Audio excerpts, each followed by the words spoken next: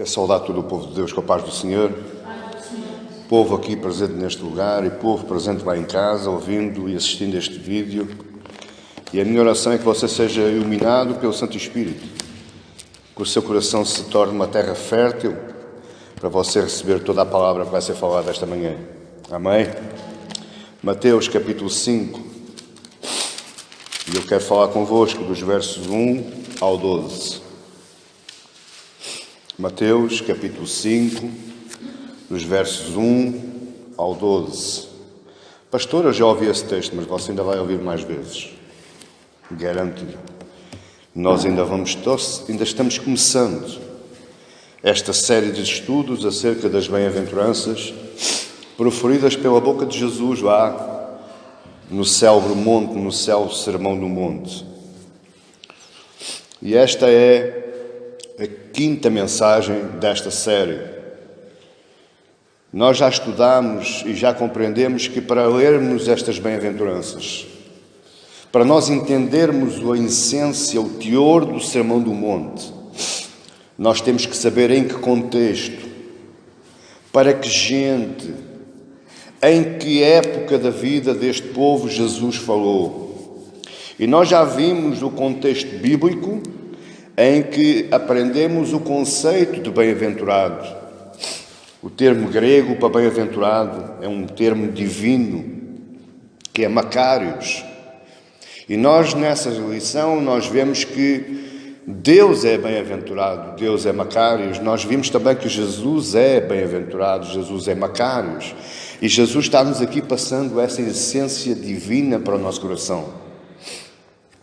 Nós vimos também o contexto temporal, que nos remete para o céu. Este conceito de felicidade não se encontra nesta terra, não se pode comprar, não se pode adquirir, não se pode oferecer, não se pode receber aqui nesta terra. Jesus nos remete para o céu. Vimos também o contexto político, em que nós analisamos o que é que Jesus requer à Igreja na nossa sociedade. O que é que Jesus estava requerendo daquela multidão, daqueles discípulos, na sociedade em que eles estavam vivendo. E nós vimos que nada que o mundo organize nos pode fornecer ou dar felicidade. Nós vimos também o contexto religioso e os vários tipos de pensamentos que aquele povo judeu, que de alguma forma eles pertenciam a alguma classe religiosa, os fariseus, os saduceus, os essénios e os zelotes. Nós estudámos um a um essa classe religiosa e era para essa classe religiosa que Jesus estava falando. E nós vimos que aquilo que Jesus nos diz é que o cristianismo não pertence à classe religiosa. O cristianismo é uma religião do coração. Ou seja, nós adoramos, nós louvamos, nós seguimos a Jesus, não porque pertencemos a uma denominação, não porque pertencemos a uma classe religiosa, mas porque pertencemos de coração a Cristo. E hoje eu quero falar convosco sobre qual a importância de se estudar as bem-aventuranças. O que é que modifica em mim, o que é que transforma em mim quando eu estudo estas bem-aventuranças? Outras lições irá haver antes de eu começar a falar de bem-aventurança a bem-aventurança. Porque o texto bíblico, ele não pode ser lido conforme nós vamos aprender mais à frente, mas já me estou adiantando. O texto bíblico não pode ser lido segundo a minha vontade. Ele não é uma prateleira de supermercado.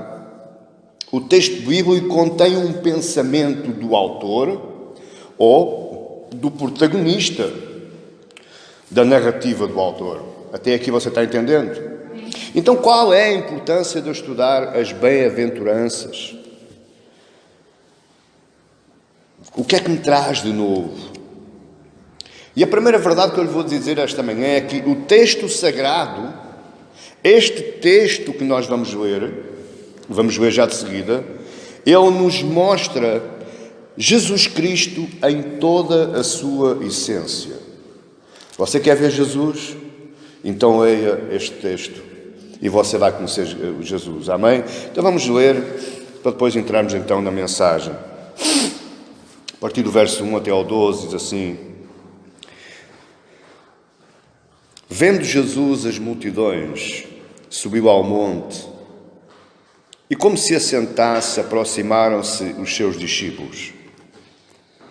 E ele passou a ensiná-los, dizendo: Bem-aventurados os humildes de espírito, porque deles é o reino dos céus. Bem-aventurados os que choram, porque eles serão consolados. Bem-aventurados os mansos, porque herdarão a terra. Bem-aventurados os que têm fome e sede de justiça, porque serão fartos. Bem-aventurados os misericordiosos, porque alcançarão misericórdia.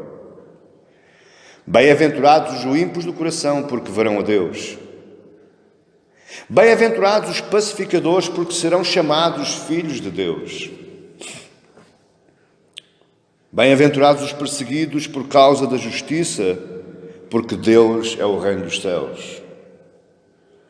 Bem-aventurados sois quando por minha causa vos injuriarem e vos perseguirem e mentindo, disserem todo o mal contra vós. Regozijai-vos e exultai, porque é grande o vosso galardão dos céus, pois assim perseguiram aos profetas que viveram antes de vós. Este é o texto. E este texto, meu amado irmão, ele tem a carne, o sangue, os nervos, ossos, tendões, tudo aquilo que é de Cristo. Este texto, ele me mostra Jesus Cristo em toda a sua essência e em toda a sua plenitude. Entenda uma coisa. Jesus Cristo foi o homem mais bem-aventurado em toda a história passada, presente e futura.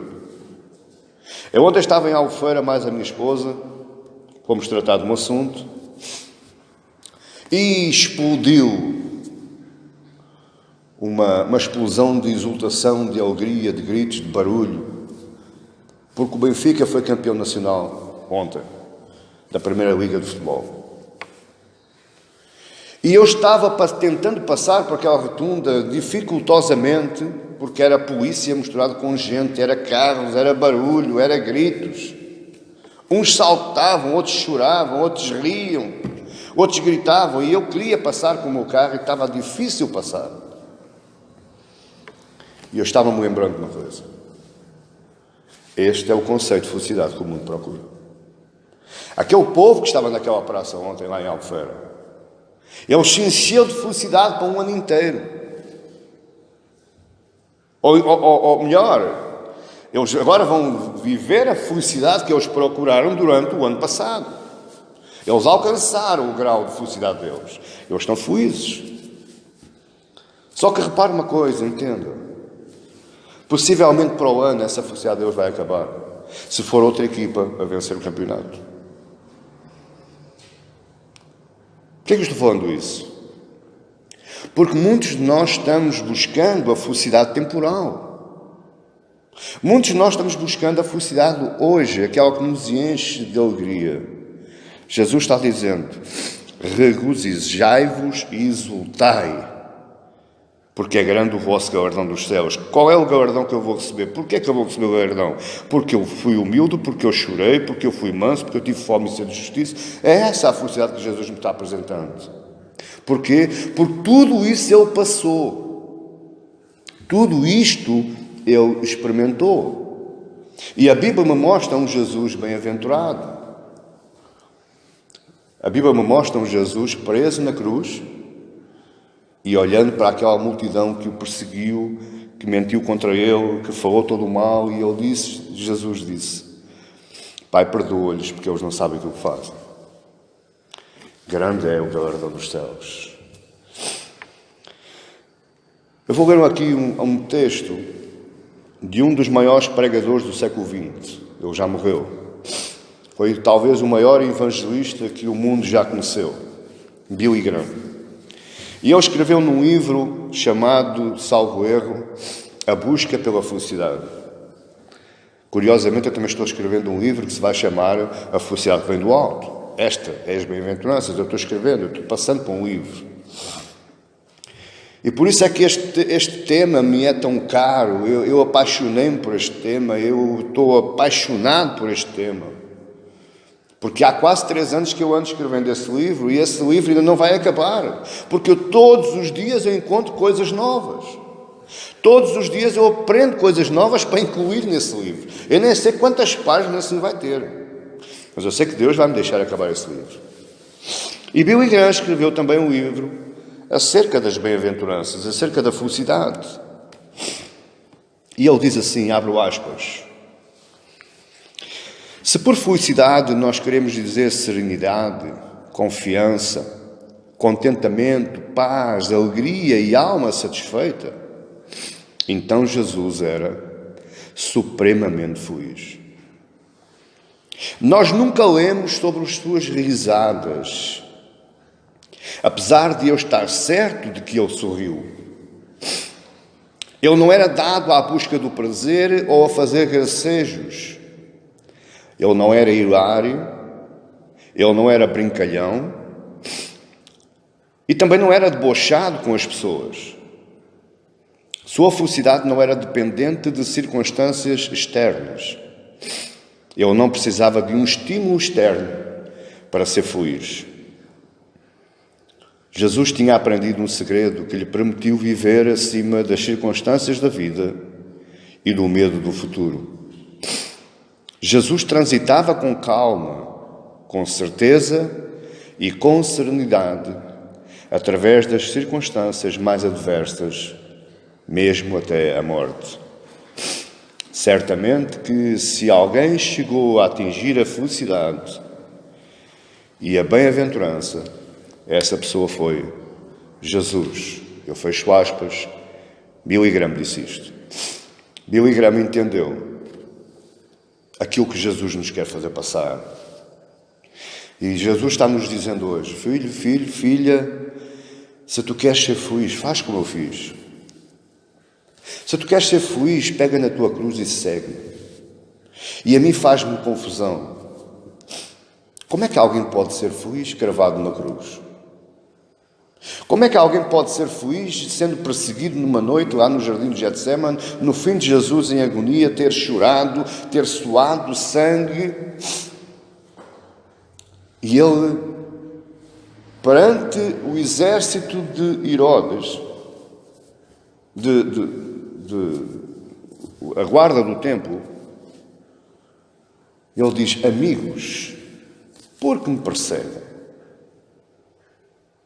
E ele vai dar um beijo a Judas, aquele que o traiu. E você pensa que Jesus estava exaltado? Não. Ele disse, amigos, por que me perseguem? Serei um salteador? Serei um bandido? Este é o retrato fiel. Este texto é o retrato fiel. Basicamente, todo o Sermão do Monte, ele descreve, é como se fosse um negativo revelado da pessoa inteira de Jesus. O seu modo de estar, o seu modo de pensar, o seu modo de falar, o seu caráter, a sua divindade, a sua humanidade, tudo está aqui. Você quer conhecer Jesus? Estuda o Sermão do Monte.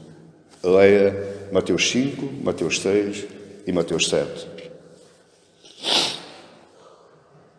Só para você entender porque é que é isto que eu estou dizendo isto. Por exemplo, no verso 3 diz, bem-aventurados os humildes de espírito, porque deles é o reino de Deus. Onde é que eu consigo encontrar Jesus aqui? Paulo vai nos dizer em Filipenses 2,8, achado na forma de homem, humilhou-se a si mesmo, sendo obediente até à morte e morte de cruz. Humilhou-se a si mesmo. Verso 9. Pelo que também Deus o exaltou soberanamente Bem-aventurados os humildes de espírito, ele humilhou-se a si mesmo, pelo que Deus o exaltou soberanamente, porque Deus é o Reino dos céus. E lhe deu um nome que é sobre todo o nome.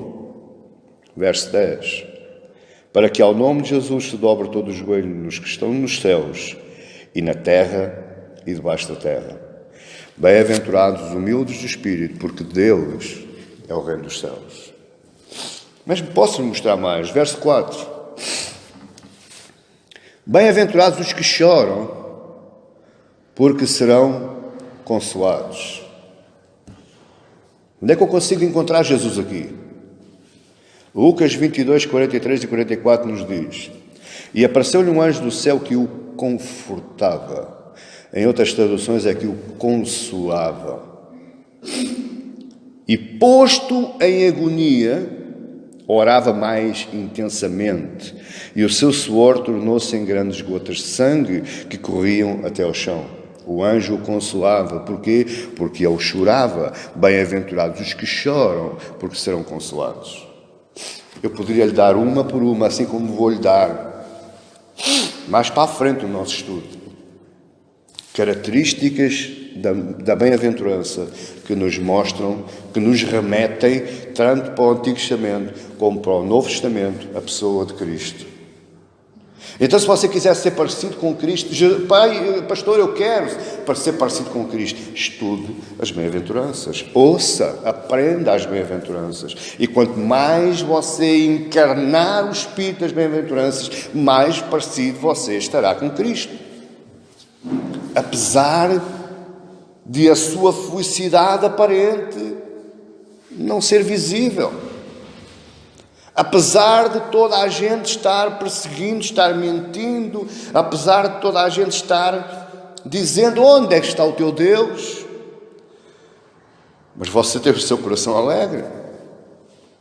Porque Jesus chorava na carne, mas no seu coração se alegrava, porque ele estava fazendo a obra do Pai e ele iria consumar a obra do Pai. E isso o alegrava. E isso o consolou, carregando aquela trave durante mais de 700 metros, desde o pátio de Pôncio Pilatos até ao Monte do Calvário. Uma trave com 55 quilos. Foi isso que suportou o peso da sua dor. Foi que ele estava sendo consolado por Deus. Amém, igreja? Todas as bem-aventuranças e cada uma das bem-aventuranças, elas vão nos revelar uma parcela do caráter de Deus. O interessante é que eu estou cansado de dizer, agora não é careca porque ainda não cortei, mas eu estou cansado de dizer que a única religião que muda caráteres é o cristianismo. As outras religiões, eles mudam o estar da vida. São religiões de bem-estar, são religiões de autoajuda, são religiões de um pouco de política misturado. São religiões que são ativas e reativas na sociedade, mas a única religião que confere ao homem um novo caráter é o cristianismo. Estudar as bem-aventuranças, meus amados irmãos, é como fazer uma viagem ao coração de Deus. Veja que interessante isto. Se quer conhecer a Deus, estude as bem-aventuranças. Observe as bem-aventuranças. É por isso que eu disse que eu estou apaixonado por este tema. Muitos me dizem, pastor, eu para conhecer a Deus tenho que estudar muito, tenho que ler muitas vezes a Bíblia. E eu digo, meu amado irmão, como você está enganado. Para você conhecer a Deus, você tem que interagir com Deus. Você tem que se apoderar do espaço de Deus. Você tem que ser íntimo com Deus. Você quer me conhecer a mim? Você tem que ir à minha casa. Porque é em casa que você me conhece. Você quer conhecer a Deus? Você tem que entrar no espaço de Deus. Você tem que interagir, tem que fazer uma viagem ao coração de Deus. E as bem-aventuranças nos proporcionam isso. Estudar as bem-aventuranças é verificarmos quem é Cristo na sua essência. Muitos testemunhos eu tenho ouvido de vários doutores, filósofos, psicólogos, e eles dizem, é difícil entender o pensamento de Jesus Cristo. Eles dizem, Jesus foi o homem mais completo de todos os homens.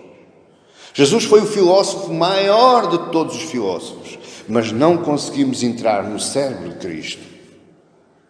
E eu quero contradizer hoje aqui o vosso humilde servo que vos fala.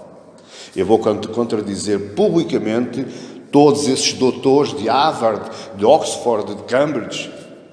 Você quer conhecer a mente de Cristo? Estude as bem-aventuranças. Estude este pequeno texto. Estude o Sermão do Monte e você vai conhecer a mente de Cristo. Você vai conhecer Cristo na sua verdadeira essência. Mas a pergunta é, qual é a razão ou as razões que me levam a estudar as bem-aventuranças?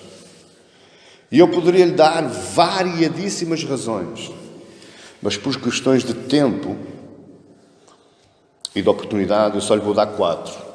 4 razões para você estudar as bem-aventuranças.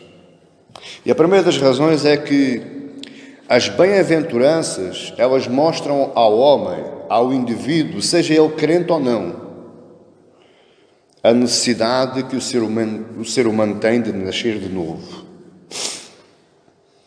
Eis que as coisas velhas já passaram, eis que tudo se fez novo, vós sois de uma nova criação.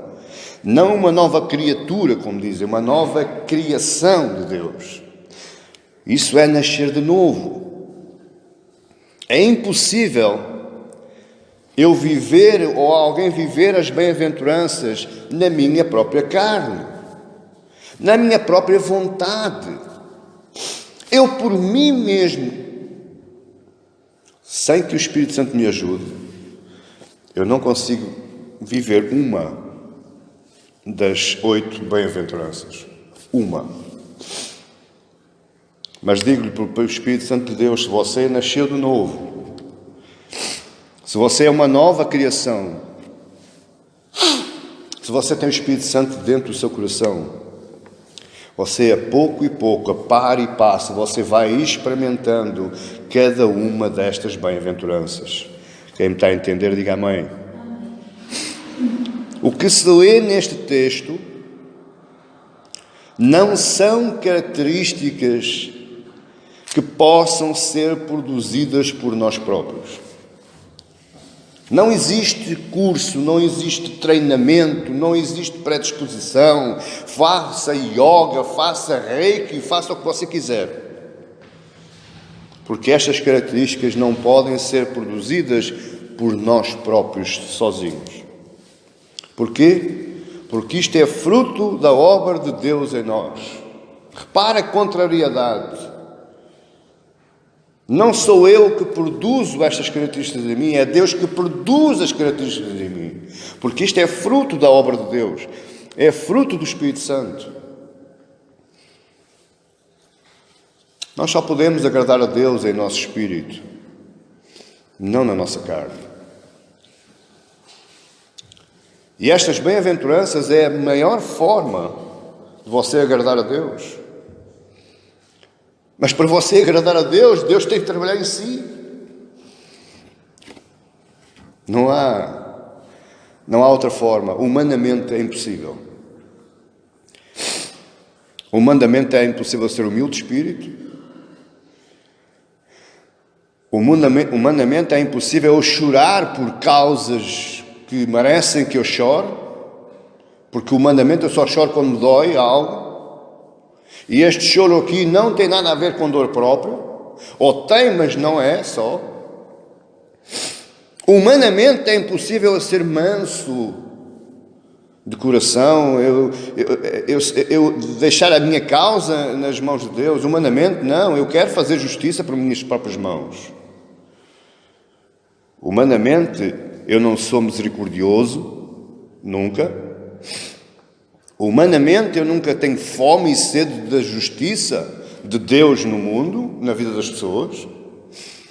E quando eu falo justiça, não é ira, é justiça. É o bem-estar do mundo, é o bem-estar das nações. Por isso, humanamente, também eu não consigo ser limpo de coração, porque o meu coração é enganoso, é tendencioso ao crime, ao pecado, ao desvio. Humanamente, eu nunca consigo pacificar ninguém, antes pelo contrário, eu sou orgulhoso, sou ganancioso, sou mentiroso. E muito mais ainda, humanamente possível, quando eu sou perseguido, eu largo tudo. Você sabe quantos já largaram a fé em Cristo, por causa da perseguição? Vários. A Bíblia está recheada de histórias. A história bíblica da nação de Israel, dos judeus, ela está recheadíssima de pessoas, mulheres que acusaram os seus próprios maridos, só para não serem mortos. E, portanto, humanamente é impossível eu ser perseguido por causa do nome de Cristo e aguentar.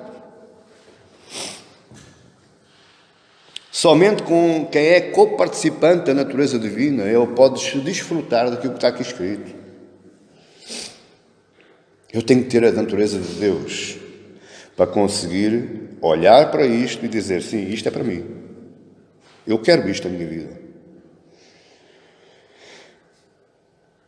Mas note uma coisa muito importante, que anda aí, corre aí, mal pregado e mal ensinado. O Sermão do Monte, ele não aboliu a lei de Moisés. Não, pastor, não. Mas Jesus veio cumprir, certo? Mas ele veio dizer como é que o caráter humano encara a lei de Moisés para viver aqui nesta terra. Porque ele vai dizer que eu não vim abolir, mas cumprir. Verso 17, não penseis que eu vim revogar a lei aos profetas, não vim a revogar, mas vim para cumprir. E depois ele vai dizer que a lei não vai passar até que o céu e a terra existam. Então, pastor, o que é que o Sermão do Monte veio fazer? Ele veio reforçar a lei de Moisés. Ele não veio abolir, ele veio reforçar. Porquê? Porque o Sermão do Monte nos apresenta a lei de Moisés, reforçando para nós a necessidade da salvação. Eu, se for salvo, se eu nascer de novo, eu olho para a lei de Moisés e digo, maravilha! Isto é para mim. Ele veio reforçar. Se você vir o Sermão do Monte 5, 6 e 7 de Mateus, você vai olhar para o Levítico e para Números e você vê semelhanças. Aquilo que Moisés falou, Jesus falou também no monte. Mas ele veio falar de uma outra forma. Ele veio dizer, se tu queres cumprir os mandamentos do meu Pai, então tens que nascer de novo.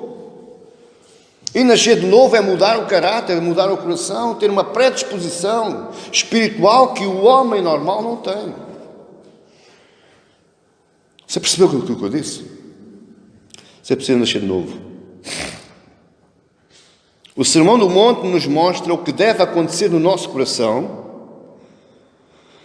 para poder desfrutar destas bem-aventuranças. Ou seja, o nosso coração tem que mudar. Como é que eu mudo?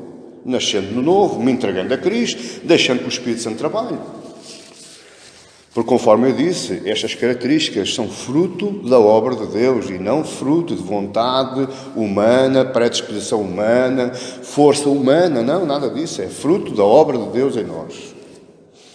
O homem e a mulher cristão, quanto mais conhece a Deus, mais parecido com Cristo se torna.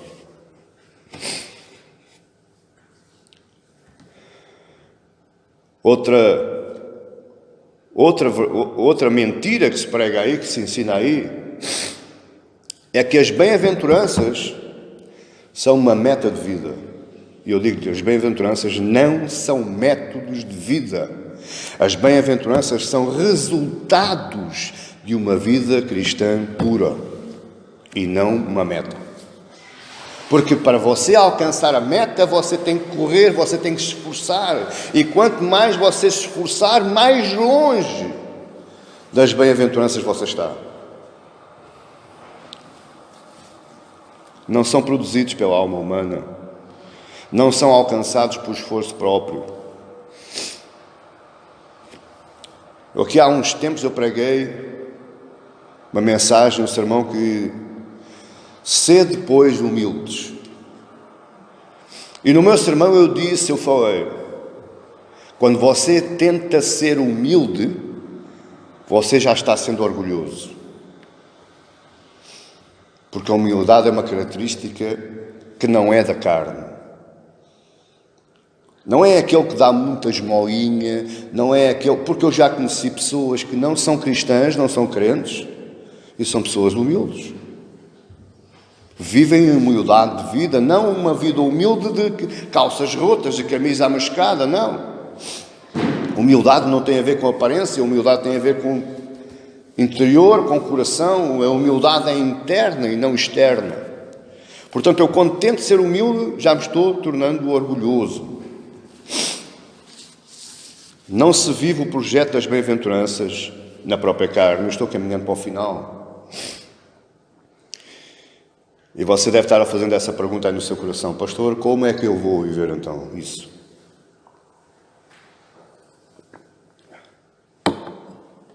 Como é que isso está ao meu alcance? Como é que eu posso alcançar isso? Eu vou lhe dizer. Aprendendo isso ao longo do estudo. Você vai ter que esperar pela última mensagem. Para você aprender como é que você vai viver isso. Ou seja, você vai aprendendo passo a passo. Conforme Jesus ensinou, também foi passo a passo.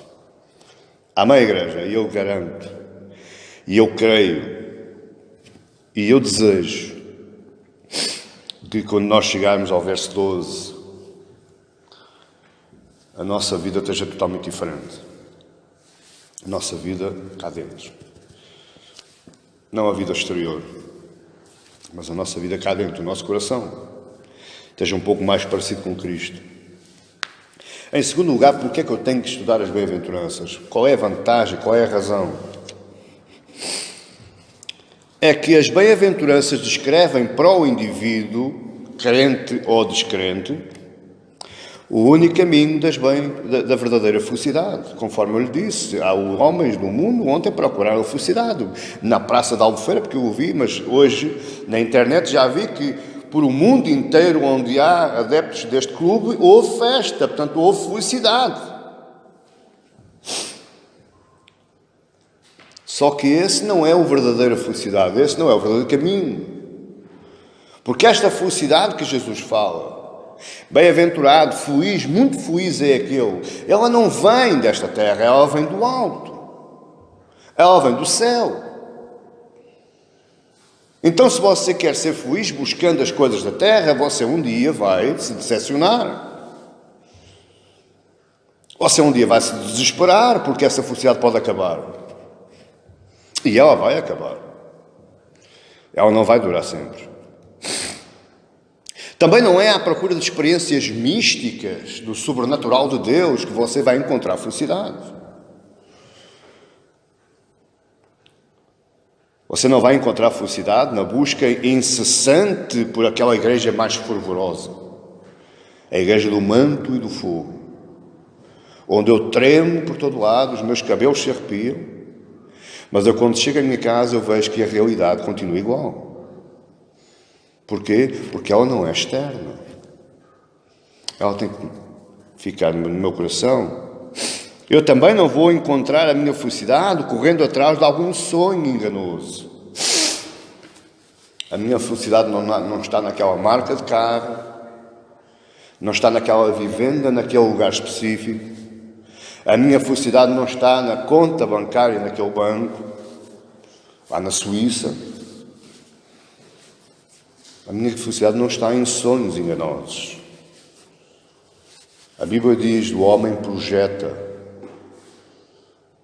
O projeto provém do coração do homem, mas a última palavra vem de Deus. Portanto, a minha felicidade não está em sonhos.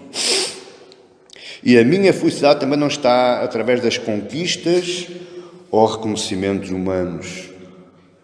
Ai, aquele que ganhou o prémio Nobel da Física, da Matemática, da Literatura, esse é feliz. Não é. Mas a pastor, esse homem é conhecido no mundo inteiro. Não interessa. Esse homem está vivendo um momento da vida dele. Agora pergunte-lhe a ele se por acaso o certificado da Academia Nobel,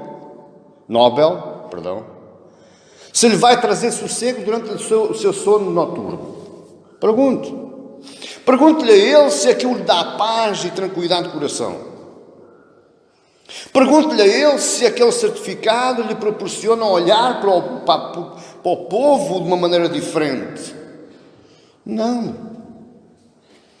Porque é coisa temporal. É vã. A felicidade não é um destino, não é um alvo. Esta felicidade não é a minha meta. Esta felicidade é o meu caminho. E alcançando isto, então isto é o resultado de algum trabalho que não foi o meu, efetuado no meu coração. Essa é a verdadeira felicidade. É o resultado daquilo que eu me torno em Cristo. Não vivo mais eu, mas Cristo vive em mim. Quando você conseguir dizer isso com toda a sua fé, toda a sua convicção, então você está começando a ser feliz. Amém, igreja? Você sabe porque é que Estevão foi o primeiro mártir, foi apedrejado até à morte, e ele todo ensanguentado, ele olha para o céu, os céus se abrem, diz a Bíblia, e ele sorri e diz: Pai, nas tuas mãos eu entrego o meu espírito. Porque ele era feliz. Isto parece loucura, não é? Mas aqui se prova as palavras de Deus. Eu farei da sabedoria dos homens loucura.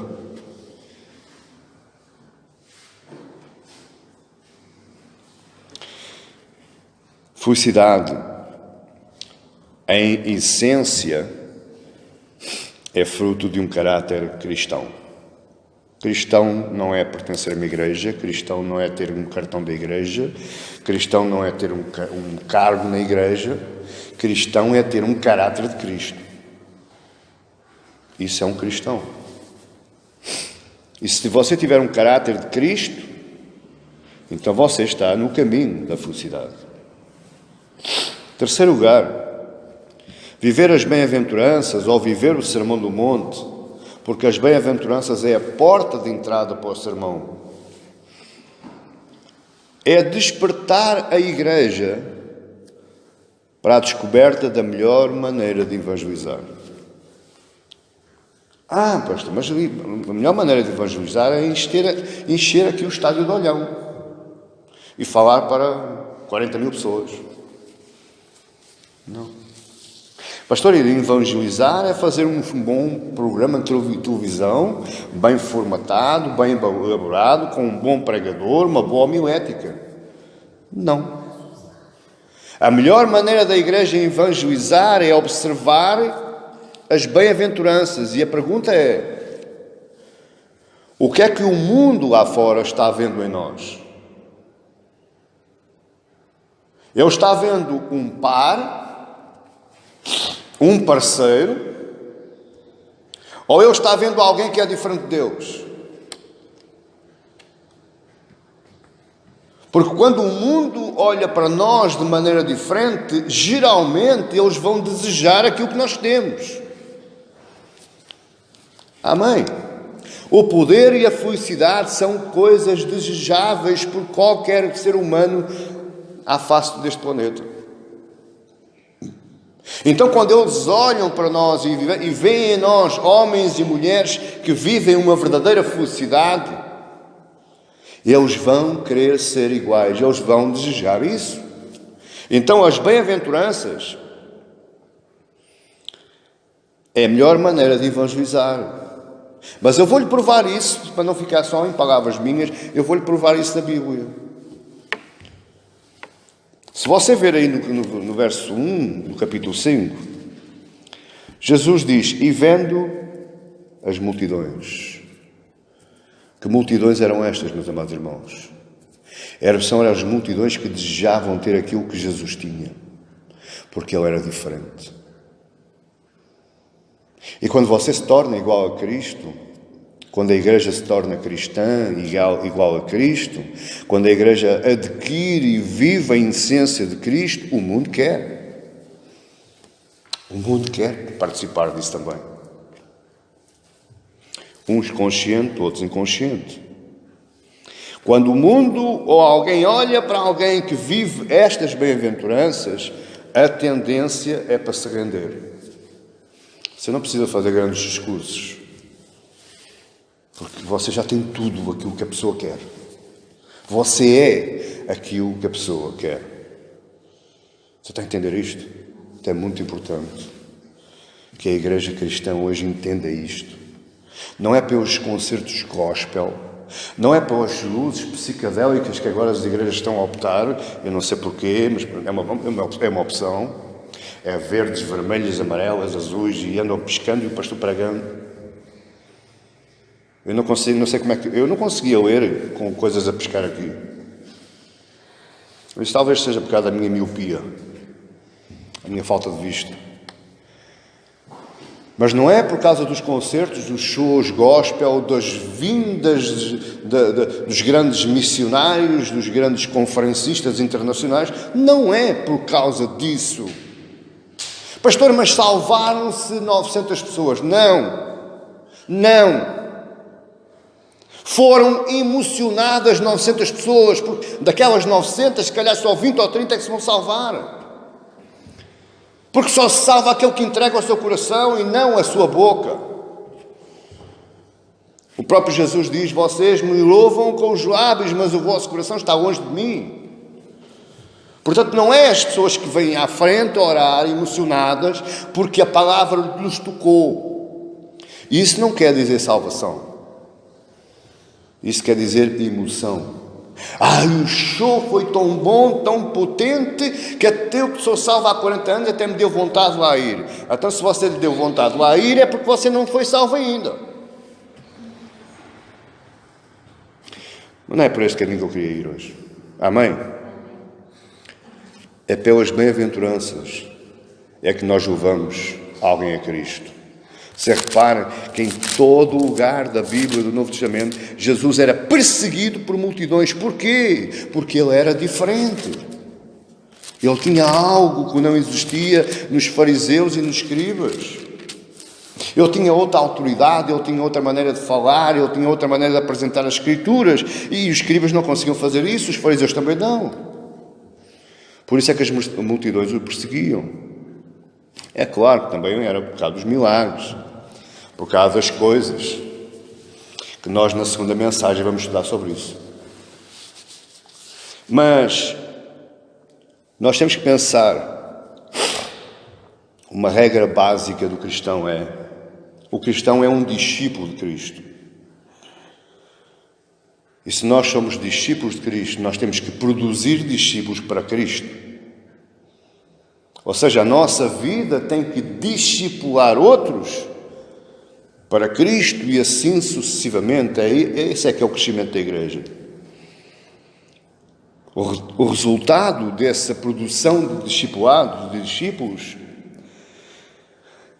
é o que é que as pessoas vão ver em nós.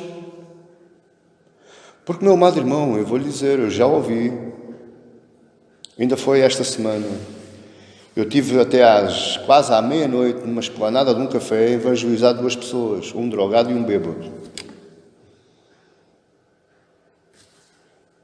E essas 2 pessoas, no outro dia seguinte, eles vieram ao pé de mim e disseram, bom dia, pastor. Já não foi João. Bom dia, pastor. Sabe porquê? Porque algo diferente despertou a atenção deles. Eu creio que ainda um dia virão aqui ou outra igreja qualquer, não importa. Por causa daquilo que eles viram de diferente. Você está a entender isto?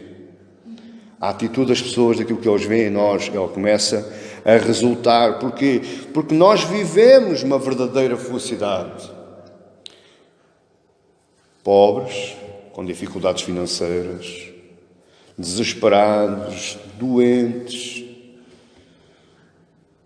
Mas eles olham para nós e dizem: como é que é possível? Como é possível? Porquê é que não amaldiçoas esse teu Deus e morres? Exatamente à mulher de Jó. E eles vão desejar isso. O mundo não suporta falsificações. O mundo não suporta falsificações. Presta atenção no que eu estou dizendo. De espécie alguma. Não se faça de santinho. Não mostre aquilo que você não é. Deixe transparecer aos outros aquilo que você é realmente. Porque o mundo não suporta falsificações. O mundo vai dizer para viver dessa forma aí, mentirosa, enganosa, eu não vou. Eu não vou. Quarto e último lugar. Porquê é que eu tenho que aprender as bem-aventuranças? Porque viver isto, do 3 ao 12, eu vivendo isto, debaixo do poder do Espírito, agrada a Deus. Deus se agrada da própria obra. Se nós vermos já em Efésios, nós vamos ver que Deus fez tudo, elegeu, predestinou, tudo, selou, escolheu, salvou. Sabe para quê? Para o louvor da sua glória. Portanto, se eu viver isto debaixo do Espírito, do poder do Espírito, Deus se agrada da sua própria obra. Porque viu Deus que tudo era muito bom. Então essa é mais uma das razões que eu tenho de viver isto. Porque agradar a Deus, meu amado irmão, não é com os lábios, é com o coração, é com a entrega, com a intimidade. É um privilégio, um pecador como você e eu, viver uma vida para agradar a Deus. É um privilégio, é uma honra, é um favor imerecido. E eu vou-lhe dizer uma das coisas mais agradáveis que você pode ouvir hoje. Quer ouvir? E o que é que você leva isto para casa? Para se alegrar. Quando eu agrado a Deus, vivendo as bem-aventuranças, tornando-me mais parecido com Cristo, sabe o que é que eu estou sujeito? Sabe o que é que Deus disse quando Jesus saiu do Rio Jordão no fim de ser batizado? Os céus se abriram, o Espírito Santo desceu em forma corpórea, em forma de uma pomba, e eis que uma voz do céu falou. O que é que a voz do céu falou? Este é o meu Filho amado, em quem me comprazo, em quem tenho tido prazer. E quando você vive uma vida para agradar a Deus, debaixo do poder do Espírito, vivendo as bem-aventuranças, você está sujeito em que os céus se abrem, ou que se abram, e que Deus lhe diga: aquele é o meu Filho amado em quem me comprazo. As mesmas palavras que Deus disse a Jesus, Ele poderá dizer a você também. Porque você vive uma vida para agradar a Deus. Na mesma medida em que nos tornamos este tipo de gente descrita aqui neste texto, quanto mais do próximo eu estou destes estão aqui, destas características, mais o coração de Deus se alegra e mais perto estamos de ouvir essas próprias palavras. Não era bom? Você já viu que não era bom? Deus todos os dias abrir lá o céu e a voz vir: olha, aquele, mais um filho amado meu em quem me comprazo. Não era bom? Pastor, e o cancro? Deixa lá o cancro. Até e as dificuldades? Deixa lá as dificuldades. Para mim, viver é Cristo, morrer é lucro. Amém, igreja? É isto que as bem-aventuranças produzem em nós. Um homem e uma mulher diferentes. Um homem e uma mulher que agradam a Deus. Eu poderia lhe dar aqui inúmeras razões para estudarmos estas bem-aventuranças. E a minha oração é que você não perca uma. Se não for presencialmente, pelo menos vá ver o vídeo. Porque isto vai tornar a sua vida uma outra vida. Nós vamos na quinta. E eu tenho dezenas de comentários de pessoas que disseram: pastor, eu nunca tinha olhado para isso dessa forma, eu quero viver dessa maneira. Dezenas de comentários desses. E nós só vamos na quinta hoje. Veja o que é que eu vou receber amanhã, que eu hoje vou publicar 2. Amanhã até não tenho tempo para ler tanta mensagem e responder tanta mensagem. Mas glória a Deus, que mesmo à distância a palavra de Deus funciona. Glória a Deus que o poder de Deus se manifesta aqui, na China, na Rússia, na América, no Brasil, na Europa, por onde esse mundo fora, que a internet, esse meio de graça de Deus,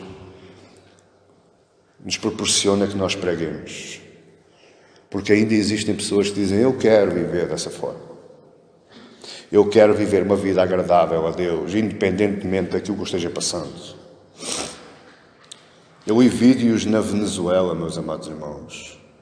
Eu vi vídeos na China, onde a Igreja de Cristo está sendo perseguida, cristãos estão sendo presos, igrejas estão sendo destruídas. E pessoas que ainda dizem: eu quero viver a vida de Cristo. Isso é verdadeira felicidade. Um dia, se calhar, eles vão debaixo do seu sofrimento na terra. Eles vão olhar para o céu e vão dizer: Pai, nas tuas mãos eu entrego o meu espírito. Sorrindo. Eu vi um vídeo de um pastor prestes a ser enforcado. E os lábios daquele homem estavam sorrindo. Os olhos brilhavam de alegria. Possivelmente ele não falou, mas ele estava no seu coração: daqui a mais 5 minutos, Pai, eu vou entregar o meu espírito a Ti. Isso é verdadeira felicidade. Isso é viver as bem-aventuranças. Isso é puxar o sermão do monte para a minha vida. Eu quero isso para mim. Amém? Estas são algumas razões que nos devem motivar a estudar todo o sermão do monte e, neste caso específico, as bem-aventuranças. Deus permitindo, mais logo vou falar o Cristo das bem-aventuranças. Eu sei que você vai ficar apaixonado por aquilo que nós vamos ouvir e compartilhar debaixo do poder do Espírito Santo de Deus. Amém? Você concorda comigo?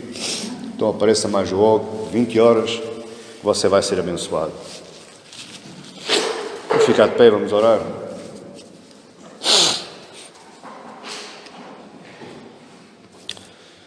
Ó Pai, graças te dou, Senhor, porque Tu és maravilhoso. Quão bondoso és, Senhor, quão grande é a Tua bondade. Quão grande, Senhor, é a Tua longanimidade, a Tua paciência. Tu suportas, Senhor, estes Teus filhos que são pecadores, que se desviam, que fogem de Ti, que buscam prazeres e alegrias e felicidades em todas as coisas que o mundo pode oferecer. Mas só Tu, Senhor, nas Tuas mãos está a verdadeira felicidade. Sentado, Senhor, à Tua direita nesse trono, na pessoa do Teu Filho amado, Jesus, reside, Senhor, a verdadeira felicidade, a felicidade que só pode vir do alto. Oh Pai, nós queremos, Senhor. Nós queremos, Senhor, esse prazer. Vivermos a Tua felicidade no nosso coração, independentemente das circunstâncias da vida, independentemente de tudo aquilo que possamos estar passando neste mundo, Senhor. Abençoa, meu Pai, todos estes que me estiveram ouvindo neste lugar e através deste vídeo. Senhor, que a Tua graça, a Tua misericórdia, a Tua bondade, a Tua santidade E o Teu Espírito Santo trabalhe na vida destas pessoas, Senhor, para que eles se tornem verdadeiramente cristãos, de caráter, de essência, de integridade, de tudo, Senhor. E que se deslarguem, que se descolem, que fiquem alienados de tudo aquilo que o mundo nos possa oferecer. Essa é a nossa oração esta manhã. E nós oramos assim, Senhor, em nome do Teu Filho amado Jesus, crendo, Senhor, que seja assim, que é assim, que será assim, para a Tua honra e para a Tua glória. Em nome de Jesus. Amém e glória a Deus.